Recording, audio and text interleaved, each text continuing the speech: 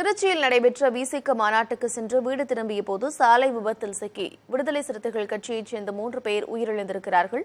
விவரங்களுடன் இணைந்திருக்கிறார் செய்தியாளர் ஸ்ரீதர். இந்த விபத்து எப்படி நடைபெற்றது? விவரம்.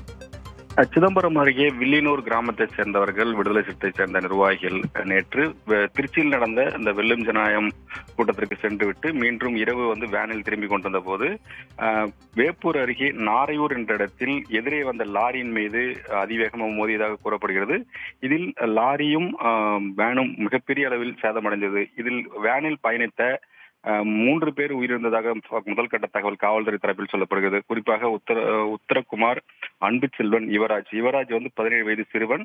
இவர்கள் 3 பேரும் இறந்து விட்டார்கள். மீதமுள்ள 24 பேர் காயமடைந்துள்ளார்கள். அவர்களை உடனடியாக மீட்டு விருத்தாச்சலம் அரசு மருத்துவமனை மற்றும் வேப்பூர் அரசு மருத்துவமனையில் சிகிச்சைக்காக அனுப்பி வைக்கப்பட்டிருக்கிறார்கள். இதில் 2-3 பேர் மிக மோசமான நிலையில் கவலைக்கிடமாக இருப்பதாகவும் சொல்லப்படுகிறது.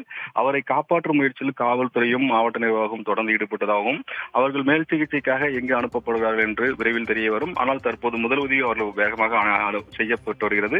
இதன் காரணமாக தற்போது கவலைக்கிடமாக இருந்த வேன் ஓட்டுநர் சற்று சரியான நிலைக்கு திரும்புவதாகவும் சொல்லப்படுகிறது. ஆனால் தொடர்ந்து இந்த 24 பேருக்கும் தீவிர சிகிச்சை அளிக்கப்படுகிறது. உயிரிழப்பை தடுப்பதற்கான நடவடிக்கையை மாவட்ட நிர்வாகம் காவல்துறையும் விரைவாக எடுத்து வருவதாக சொல்லப்படுகிறார்கள்.